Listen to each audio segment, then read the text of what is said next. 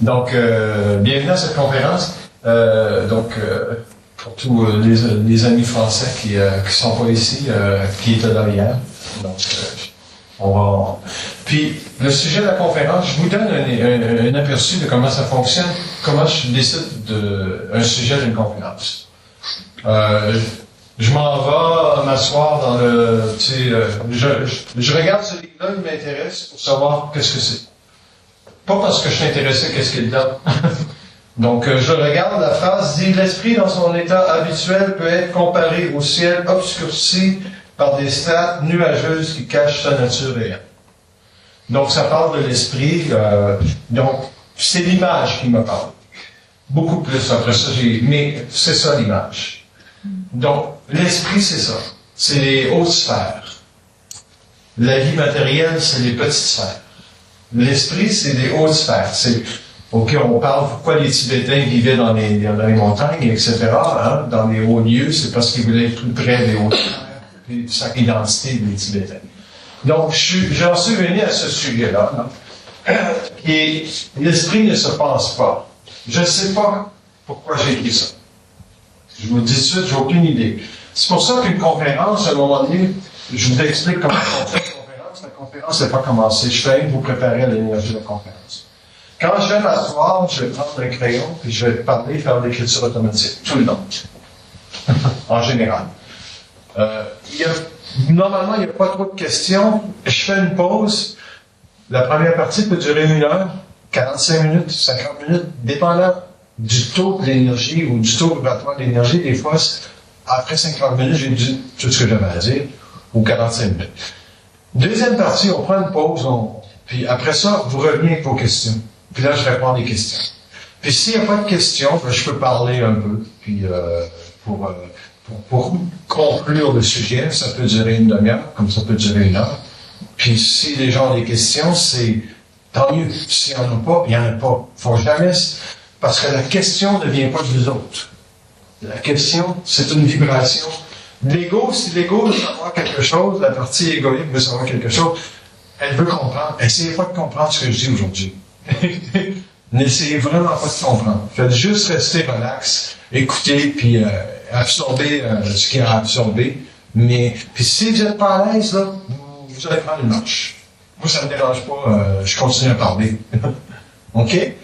Ça prend une liberté totale. Puis, ça se peut que je me lève aussi des fois pour aller vers le tableau et écrire à partir du tableau. Pour vous mettre un dessin, si je fais un dessin ou quoi que ce soit, pour vous expliquer quelque chose. Fait que, ça vous va. Mais si jamais vous avez une question, c'est urgent, vous pouvez toujours lever la main. J'ai pas de difficulté à briser une conférence pour une question. Parce que vous allez rester. Mais normalement, il est fort possible que vous n'ayez pas de question dans la première partie. Puis l'énergie, ben là, c'est sûr qu'elle n'est même pas encore descendue pour la conférence pour moi. Elle est juste préparée. Quand je vais m'asseoir, ça va descendre. Paf! Fait que, normalement, quand j'arrive au Québec, j'arrive 2 minutes avant une conférence. Les gens sont déjà là, je ne sais pas comment ça fonctionne. Je m'en vais au tableau. Puis là, je graphique un petit peu comme ça. Puis là, l'énergie descend. Puis il me donne le thème de la conférence. Donc, vous autres, vous en avez tout un double, un esprit. Alors, on a parlé hier, vous avez tous été témoins à la fin de la journée que vous en aviez un double. Hein? Il vous a dirigé vers le numéro que vous aviez à avoir. Ce numéro-là, peut-être travailler, ça c'est personnel pour vous. OK, donc, l'esprit ne se pense pas, c'est le sujet de la conférence. Je vais voir qu'est-ce qu'ils veulent dire. Puis, je vais essayer de parler lentement, mais ça se peut que ça parle vite, mais je vais essayer de prononcer. Puis, de toute façon, ça va juste là. Donc, OK. Donc, l'esprit ne se pense pas. Ce que l'esprit est, c'est impersonnel dans chaque individu. Il faut apprendre à laisser le courant des énergies de l'esprit entrer dans votre conscience, parce que si vous n'êtes pas capable de faire cela, vous n'apprendrez jamais à vous reconnaître comme personne individuelle dans cette société-là, qui est collective et qui englobe une grande partie les âmes souffrent énormément de vivre sur la terre une expérience comme celle-ci présentement, plus que jadis, parce que l'esprit a été voilé derrière les nuages, et les nuages n'ont jamais permis aux individus de s'éclairer eux-mêmes dans la vie, à l'exception à partir de certaines religions, de grandes religions du monde, qui ont voulu servir de pont entre l'homme et tout ce qui était intemporel par rapport à la vie, mais aussi tout ce qui est immatériel. Vous comprendrez que les religions étaient nécessaires pour vous permettre, en tant que personne, en tant qu'égaux, à découvrir quelle était la nature de l'orgueil, quelle était la nature des 7 péchés originels dans l'homme. Et lorsqu'on ferme la boucle avec la religion, pour soi-même, il y a ceci qui surgit. Quelles sont les lois de la vie, où s'en va la vie et pourquoi sommes-nous sur la terre? Ça demeure. C'est des questions existentielles qui demeurent, même si on sort de la religion. Et lorsque les personnes peuvent répondre facilement à la question pourquoi elles sont sur la terre, ils se délient d'un karma intemporel qu'on peut appeler l'incarnation. On accepte l'incarnation lorsqu'on comprend qu'est-ce qu'on vient faire sur la terre. Donc, il est important pour chacun de voir que la vie sur la Terre, si elle n'est pas intelligente, c'est parce qu'on n'a pas été amené à penser qu'il y avait un esprit derrière qui pouvait nous transmettre de l'information pour nous donner les lois de la vie et finalement déconstruire les énergies de l'âme qu'on a sur sa conscience qui ne nous permettaient pas, tout simplement, de ne pas avoir de crainte face à l'invisible. Nous avons énormément de crainte face à l'invisible pour la simple et unique raison que l'esprit a été coupé de l'incarnation de l'homme pour la raison simplement pour permettre à l'homme d'identifier avec le temps les pôles et les polarités d'une vie planétaire à l'intérieur d'un noyau qu'on appelle l'âme. Donc l'ego a toujours connu la polarité et cet ego-là qui a connu la polarité n'a jamais été capable de trancher entre qu'est-ce qui est intelligent, qu'est-ce qui est du désir et qu'est-ce qui est du paraître. Parce que l'ego aime paraître bien. Il se donne une identité à travers le paraître. Moi, je porte des beaux habits parce que j'aime les beaux habits. Mais il y a des gens qui portent des beaux habits parce qu'ils se donnent un paraître ou une mission ou quoi que ce soit. Une mission à faire. Donc, pour que l'esprit revienne dans l'âme, il faut que vous soyez capable d'accepter que l'esprit ne se pense pas. C'est pas une énergie qui se pense. C'est une vibration que vous pouvez capter à travers les grandes expériences de la souffrance de la vie. Et ces grandes expériences de la souffrance de la vie-là doivent un jour vous amener à être intelligent de votre vie, sinon vous souffrez pour rien. Vous ne pouvez pas souffrir toute votre vie pour rien, parce que ça veut dire que vous allez rater votre rendez-vous avec votre programmation. Votre programmation, lorsqu'on descend sur la Terre, on décide, on choisit avec les guides de lumière, qu'est-ce qu'on vient faire. Est-ce que on est ici pour aimer les animaux ou on est ici pour les battre? Il y a des gens comme ça. Et les gens qui sont ici pour aimer les animaux vont se balancer à travers les animaux et ils vont permettre à ces animaux-là de grandir aussi à l'intérieur de leur propre écosystème qui est l'âme animale. Nous ne sommes pas des âmes animales, nous sommes des âmes qui sont simplement liées aux forces animales. Et ces forces animales-là, c'est des forces de la noirceur, c'est des forces qui amènent une personne à se déconstruire elle-même dans le cycle des pensées astrales qui peut entrer dans sa tête et lui empêcher de voir qu'une pensée, c'est une énergie toujours. Lorsque l'ego n'est pas capable de percevoir que la pensée est une énergie, il se produit ceci, la première des choses, il y a un mensonge qui se compte dans sa tête, et ce mensonge-là va construire une croyance. Et c'est la croyance qui devient, en d'autres termes, la façon d'opérer de l'ego. Donc, il faut, pour que l'âme soit déconstruite, il faut que l'esprit revienne à la surface et que les nuages soient tassés au niveau de l'existentialité de la vie de l'âme sur la Terre. Quand je parle sur la Terre, ça signifie que vous devez comprendre que vous avez choisi votre programmation pour accomplir telle situation. Si vous n'avez pas accepté ça, vous ne pouvez pas passer a la capacité de gérer votre proclamation, vous la souffrez et vous virez en rond et vous pouvez mourir dans cette proclamation-là. Et c'est pas malheureux pour les forces de la lumière, parce que pour les forces de la lumière, c'est le simple processus de l'ignorance qui fait son cours dans la vie pour que les âmes continuent de se réincarner afin d'un jour de devenir intelligentes de la réalité que l'homme n'est pas existentiel.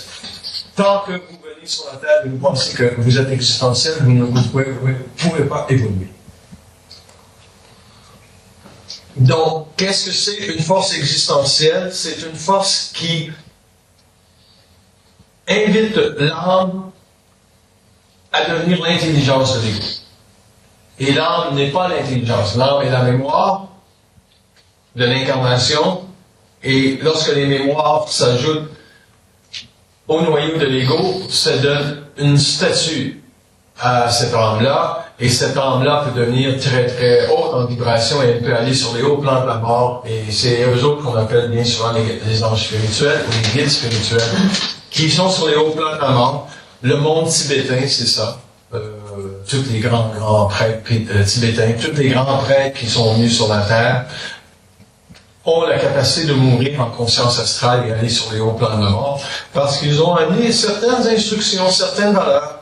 Et la problématique, c'est lorsqu'ils meurent, ils croient qu'ils sont dans le nirvana de la vie, dans les lois de la vie, et ils continuent à interférer sur la Terre en permettant aux lois astrales d'être suivies par les religions et de renforcer chez les individus la croyance. Il ne faut pas croire en rien dans la vie. Il faut simplement savoir qui on est. Et lorsqu'on sait qui on est, on n'a pas la prétention de penser qu'on ne sait pas qu'est-ce que c'est le réel. Parce que le réel, c'est une vibration. L'esprit, c'est une vibration. Ça ne se pense pas.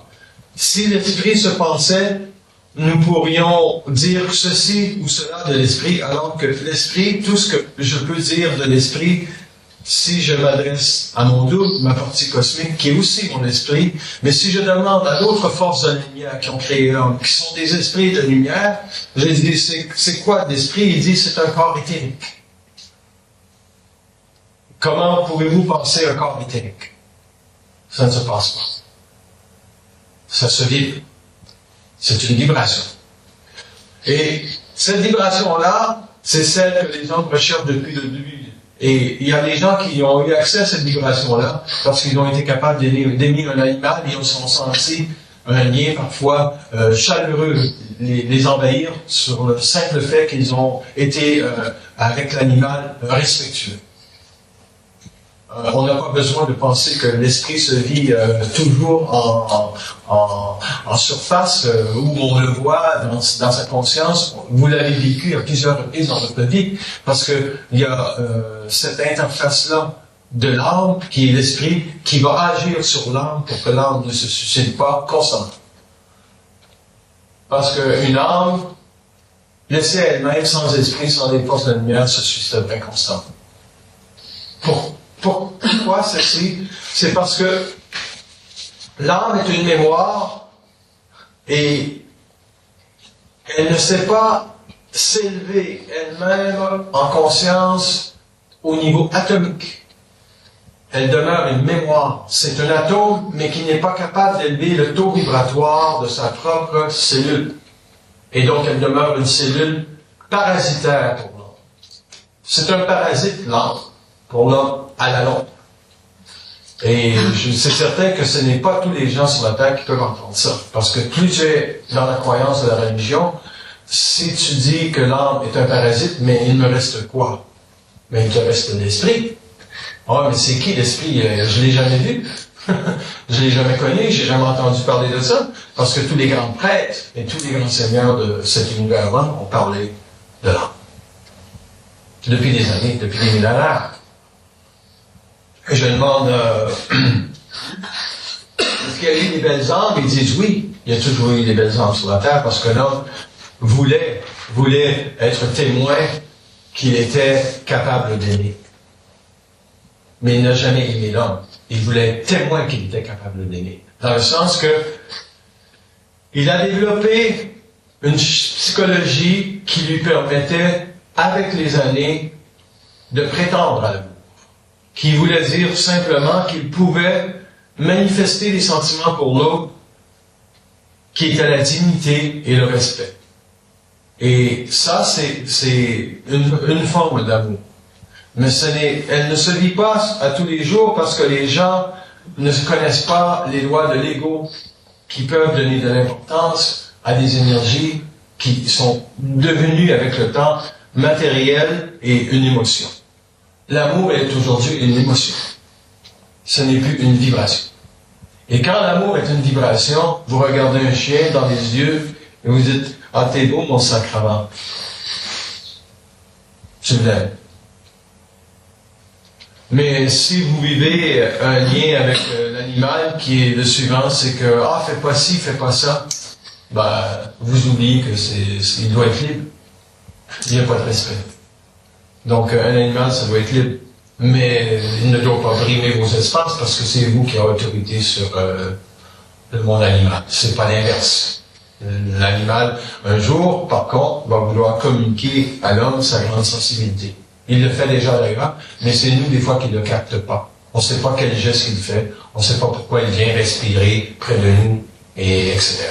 Donc, l'âme n'a jamais été, potentiellement, elle n'a jamais été mise en échec par l'homme, parce que l'homme n'avait pas assez d'esprit pour la mettre en échec. Il ne pouvait pas éduquer l'âme de quelle était sa réalité exponentielle sur la Terre. Sa réalité exponentielle, c'est que une fois qu'elle est élevée en vibration, au-delà de la mémoire, elle ne devient plus l'interface de l'ego, elle se tasse. L'ego prend assise sur l'âme et l'âme devient un périsprit avec toute cette forme-là qui est l'ego, l'âme et l'esprit, et l'homme est un visionnaire de la vie.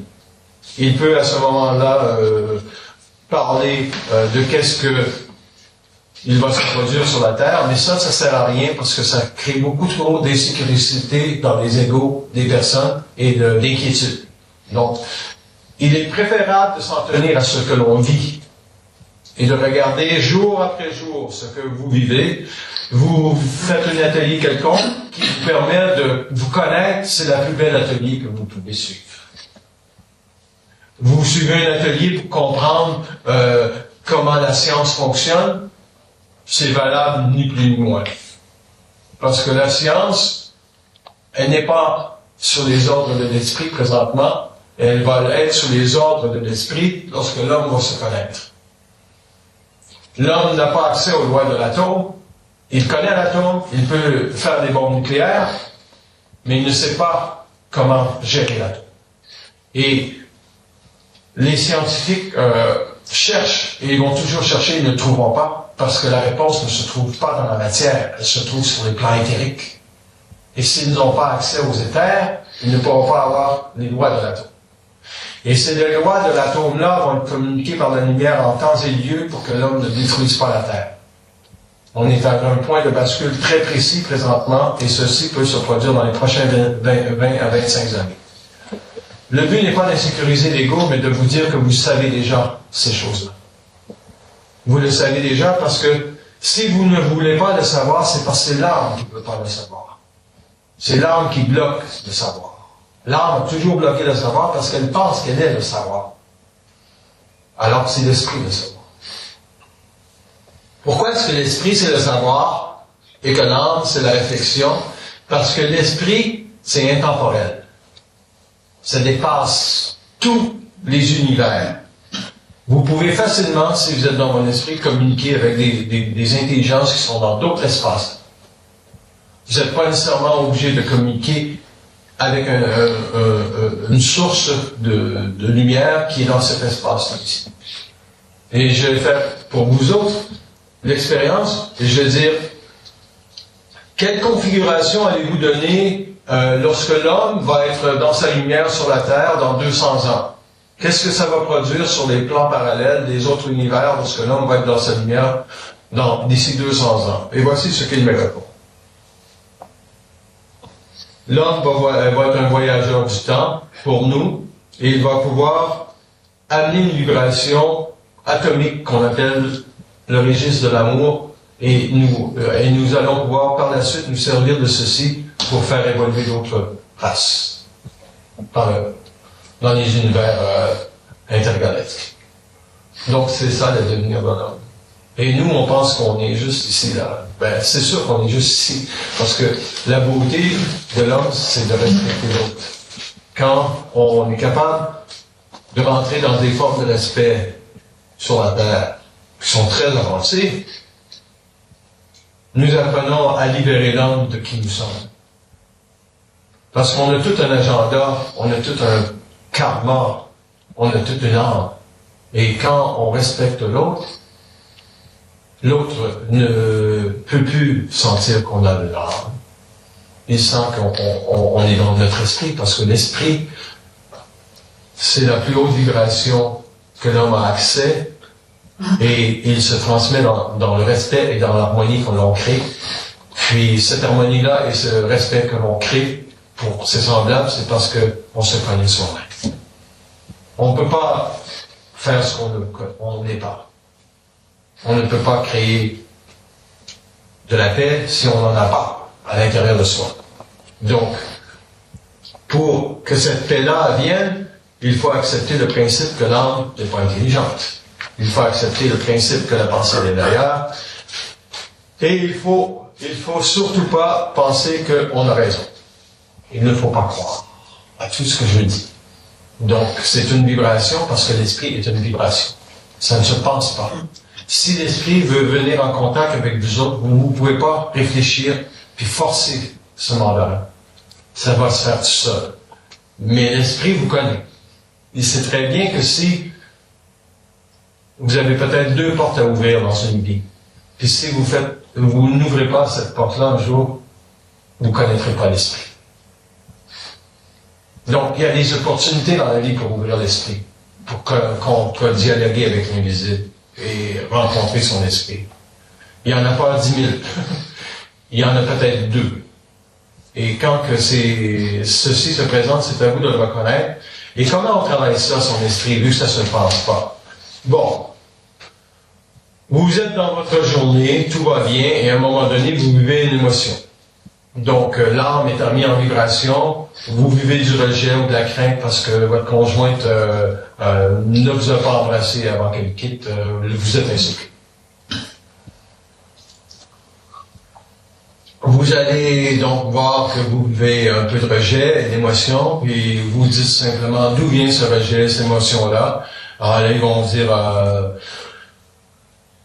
travaillez vos craintes. Dans quel sens? Ça veut dire que c'est pas l'autre qui a... C'est jamais l'autre le problème, c'est toujours nous autres. C'est ça qu'ils vont vous dire. Travaillez vos craintes. Parce que l'autre n'est souvent utilisé qu'une pièce dans sa spirale de vie pour se connaître. Mais s'il y a souvent un manque de respect entre des individus, il y a quelqu'un qui doit avoir l'autorité de partir. Il y a quelqu'un qui doit avoir l'autorité de rester et de vouloir changer et de créer de l'harmonie et de continuer à travailler le couple pour que ça s'harmonise et que finalement que l'orgueil soit lancé aux poubelles, parce que si c'est l'homme qui vit de l'insécurité, il doit dire je suis un peu instable présentement parce que je me sens moins fort dans la situation dans laquelle on vit et ça me crée des tensions. Et c'est de la transparence pour un couple et c'est de l'oxygène pour un couple. Parce que la façade que vous vous donnez, c'est seulement bon pour vous. Mais quand vous êtes avec des gens qui sont près de votre intimité, plus vous avez une façade, plus vous créez de la souffrance. Pourquoi? Parce que vous enlevez à l'autre de l'identité. En lui faisant croire que vous êtes ceci ou cela. Donc, à quel moment est-ce que l'homme peut être transparent? C'est quand son esprit est suffisamment présent en lui pour créer chez les autres le goût de le connaître. Et non le goût d'imposer une forme. Donc, en gros, c'est ceci. Un chien ne demande pas à son maître comment l'aimer. Il veut être aimé. L'homme, c'est ceci. Il ne doit pas demander à l'homme comment il veut être aimé. Il doit simplement savoir que ça fait partie de l'incarnation des hommes d'aimer l'homme. C'est ça qu'on appelle une vibration. Il faut le savoir, ça, que ce que vous faites aux autres, vous le faites à vous-même. Il faut le savoir, ça, tous les jours.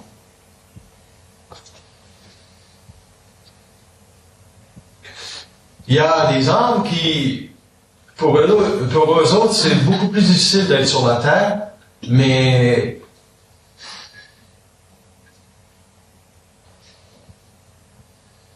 ce n'est pas grave. Pour la lumière, ce n'est pas grave parce que tant que l'âme n'est pas prêt à connaître l'esprit, ce n'est pas grave. Pour les forces de la lumière, toujours, quand que l'âme doit rencontrer l'esprit, ils ne disent pas que c'est grave.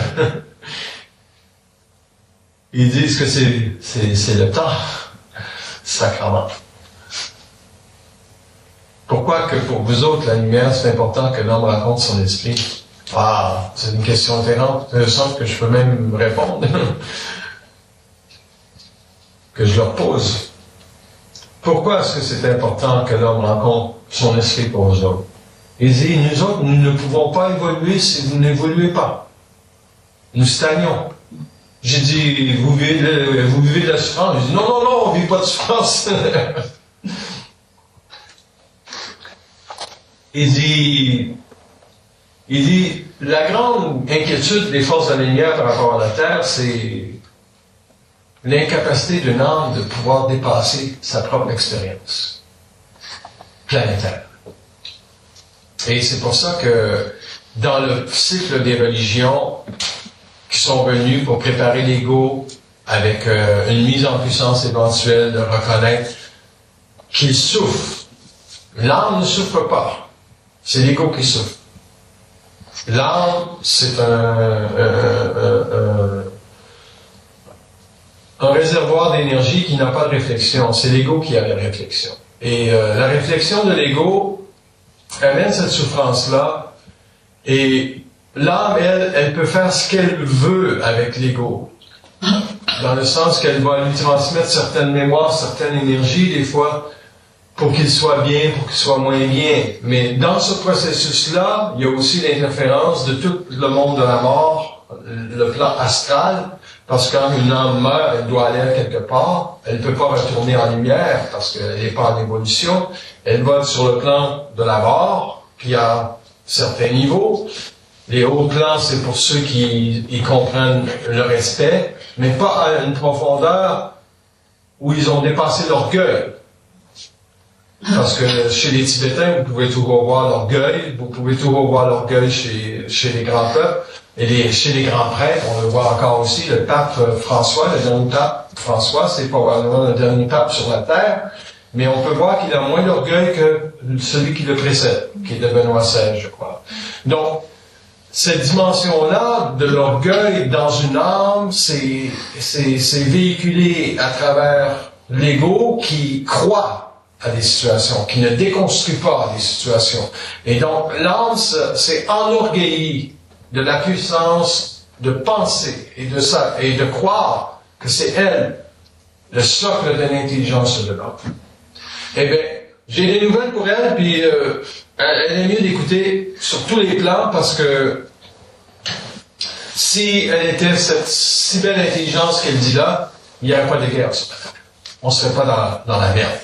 Il n'y aurait pas de conflit comme on dit présentement. La pauvreté serait éliminée. Le premier élément à éliminer sur la terre, c'est la pauvreté. La dictature doit être tassée par les gouvernements. Est-ce que les gouvernements vont pouvoir le faire? Pas maintenant. Il y a trop de polarité entre la Russie et la Chine qui sont chapeautés par l'ONU et qui est une farce. Parce que l'ONU, c'est juste un petit band-aid qu'on appelle en anglais, un petit pansement, pour empêcher qu'il y ait une troisième guerre mondiale. Et c'est bon.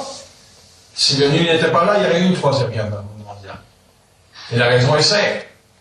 L'orgueil des civilisations entre les hommes n'est pas ajusté à la vision que tout ce qu'un ego peut vivre, c'est de la manipulation. Les égos sont manipulés. Vous pouvez être manipulé dans votre vie à penser d'une certaine manière. Le moment que vous savez que vous n'êtes plus manipulé par votre ego de penser d'une certaine manière, c'est quand vous acceptez que vous ne devez croire en rien. Est-ce que je crois dans le respect? Je n'ai pas à croire dans le respect. J'ai à me dire comment je le vis, le respect, dans tous les jours. Comment je l'applique? Comment je me présente à quelqu'un? Est-ce que je suis trop rapide? Est-ce que je parle trop rapidement?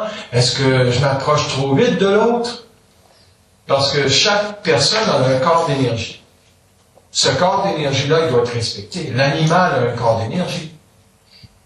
Nous avons tous des corps d'énergie, mais nous sommes tellement inconscients, et ça, c'est pas notre faute, parce que c'était voulu que le pouvoir des énergies soit retenu par les églises, par les religions.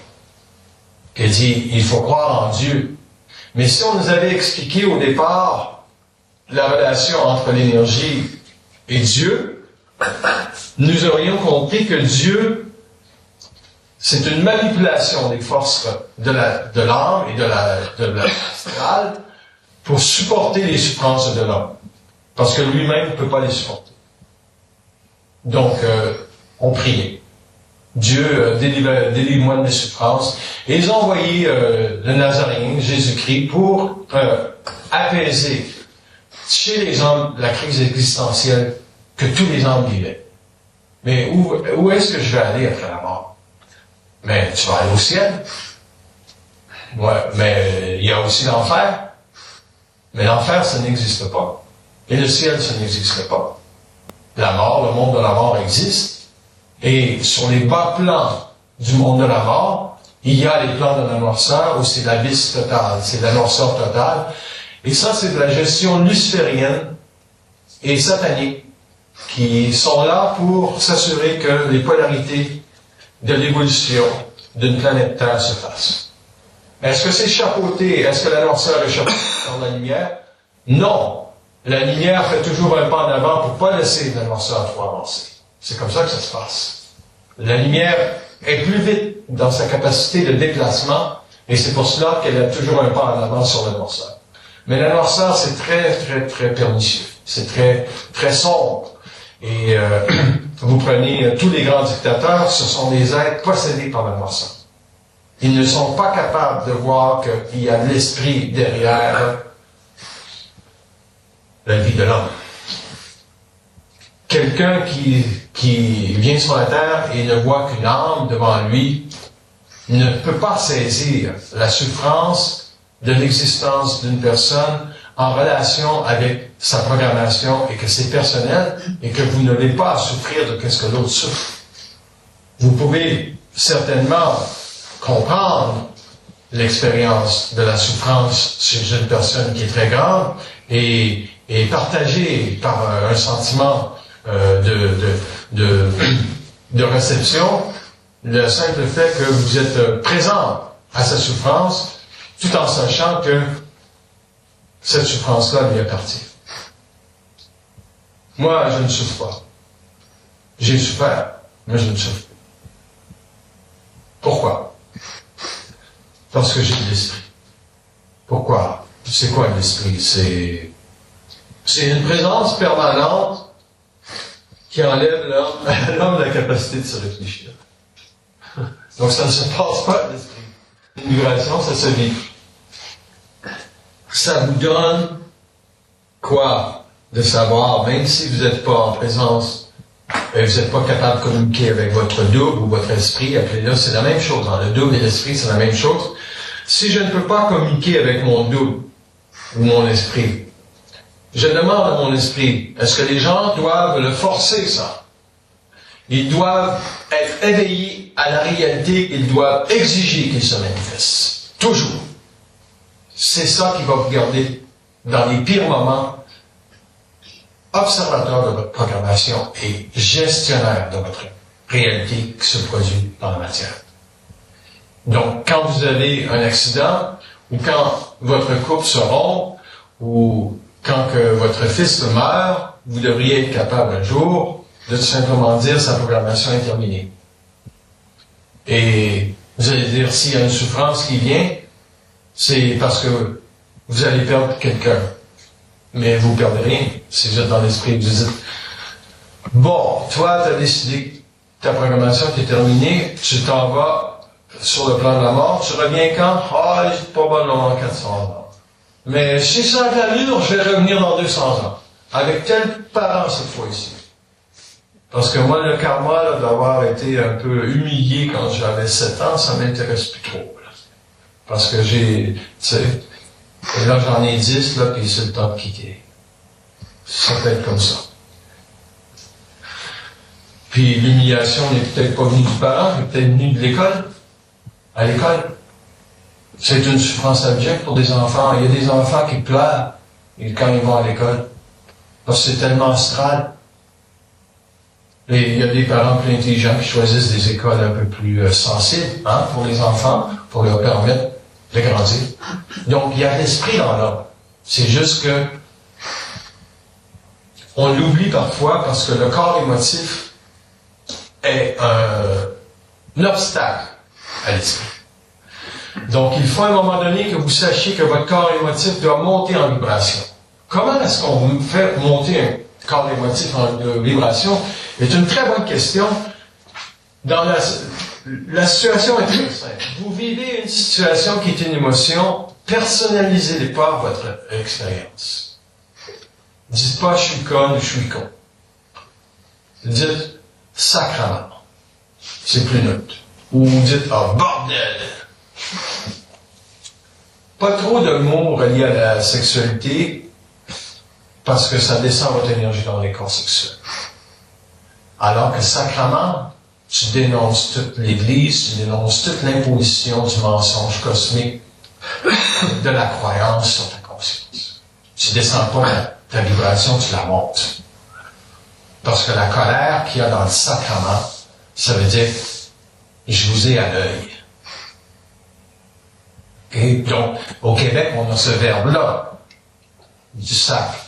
En France, il faut développer un verbe plus neutre pour se révolter. Donc, choisissez vos mots. Sachez qu'il y a des mots qui ont une vibration plus élevée que d'autres. Parce que si vous n'avez jamais de colère face à la vie, c'est parce que vous êtes spirituel. L'âme a assise sur votre conscience et elle vous demande tout simplement de faire confiance à la vie. Et quand on fait confiance à la vie, on fait confiance à quoi? On fait confiance à toutes nos croyances qui supportent notre réalité. On fait confiance, je vais à l'église, si je prie, j'ai confiance que ma prière sera exaucée. Et c'est de la foutaise parce que les lois de coïncidence peuvent très bien vous faire exaucer une telle situation et vous allez penser que ça vient de là. Donc, si vous demandez à une personne, est-ce que je vais avoir le cancer dans cette vie-ci? Si vous dites, si je mange bien, je ne devrais pas avoir le cancer. Foutaise. Foutaise. C'est pas parce que vous mangez bien que vous n'aurez pas de cancer. Si vous avez des émotions, est-ce que c'est sujet au cancer? Pas plus. Donc, pourquoi est-ce qu'on traite les gens au niveau des corps d'énergie quand ils ont des maladies? On les accompagne pour alléger leurs souffrances qu'ils ont dans le mental. Parce que le corps physique, dans le fond, il doit mourir un jour. Mais on ne décide pas de comment il meurt. On meurt. Et c'est comment on meurt, dans sa tête, qui compte. C'est pas comment on dépérit dans son corps matériel qui compte. Mais, heureusement, ils disent que dans la société, il y a des âmes qui sont suffisamment ajustées pour travailler avec l'énergie, et il y a des âmes qui font du bien aux hommes. Mais travailler les corps d'énergie simplement avec l'âme peut devenir un jour problématique. Ah, pourquoi? Parce que vous n'élevez pas la capacité de la personne qui est avec vous à se rendre autonome dans sa conscience de la réalité qu'il y a un esprit qui gère sa maladie. il faut communiquer aux gens qu'on traite d'une certaine façon la réalité que ce n'est pas toi qui es malade dans ta tête, c'est ton corps. Oui, mais je suis mon corps. Non, ce n'est pas ton corps. L'esprit, ce n'est pas le corps physique. L'âme, c'est le corps physique. C'est la mortalité. L'esprit, c'est la liberté. Donc, tu es malade, tu dis, bon, ben, je prends quoi pour ma maladie? Tu demandes à ton esprit, fais ceci, fais cela. Là, il va vous tester si vous avez de l'inquiétude par rapport à ceci ou cela. Et vous ne devez pas croire. Parce que s'il dit, là, tu vas traverser la France, tu vas faire 1200 km pour aller voir telle personne. Moi, je dirais tout de suite, va donc chier, mon sacrement. Je dis, trouve-moi quelqu'un de 12 km. Donc, vous êtes en colère, en réaction contre la vie. Il ne faut pas se laisser gérer par la vie. Il faut que vous la gérez un jour. Il faut que vous soyez capable de dire, la cuisine que je fais, elle est bonne. On ne se pose pas de questions.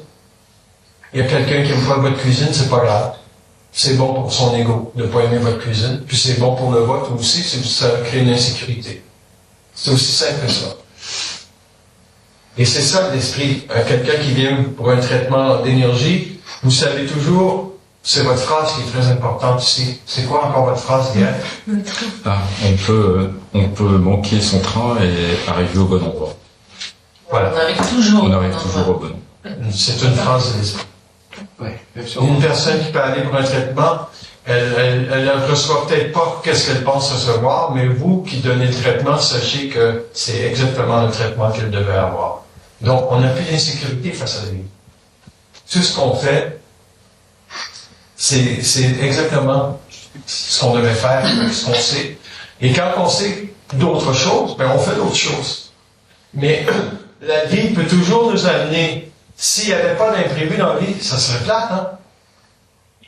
Ça serait plate que vous n'ayez pas décidé de dire, ah ben, moi, je peux pas aller en fin de semaine parce que j'ai d'autres choses à faire, puis là, il y a une ouverture qui se fait, puis il y a un ami qui vous appelle, ah ben, je t'invite ce soir, l'imprévu se place, et c'est, vous rencontrez quelqu'un, parce que c'est votre esprit qui est derrière.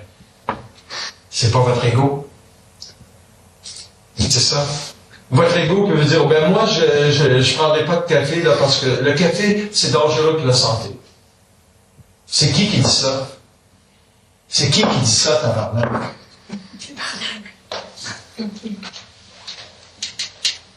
C'est ça qu'il faut vous poser comme question. Quand ça parle dans votre tête, c'est qui parle? Quelle partie de vous qui parle? L'âme, l'ego, l'esprit. L'âme, l'ego, l'esprit. Quelle partie? L'ego parle comment? Ouais, je vais faire ça, là, puis je vais faire plein d'argent. L'esprit va dire, je vais faire ça parce que c'est ça que j'ai à faire. Plein d'argent, peut-être. Pas d'argent, peut-être. Une expérience négative, peut-être. Mais pas un bouleversement de votre conscience. C'est ça la nuance. Vous ne serez pas affecté par ce qui se produit. Vous êtes déjà au devant de la forme. Vous voyez déjà la vie se dérouler devant vous. C'est comme ça l'homme va regarder la vie. Mais le plaisir que les forces utilisent de l'esprit à utiliser les imprévus, c'est agréable pour nous. Vous ne saviez pas que vous allez recevoir des fleurs? Et voilà, c'est ça. Mais c'est agréable. Et voilà, c'est un imprévu. S'il n'y a pas de ça, on meurt. Parce que on n'est plus capable de se générer dans notre générosité. Et cette générosité-là, c'est qui? C'est l'esprit. Votre générosité, c'est l'esprit. Oui, mais j'ai pas trop d'argent dans mon compte de banque, ou qu'est-ce qu'elle va penser de moi? Vous bloquez votre esprit. Vous avez une pensée, la pensée ne se réfléchit pas, parce que l'esprit ne se réfléchit pas. C'est comme ça. J'ai le goût d'arrêter ça maintenant, ça vous va? Bon, on prend 15-20 minutes. Si c'est plus long, ça ne me fait rien. Puis, si vous avez des questions, on viendra tantôt.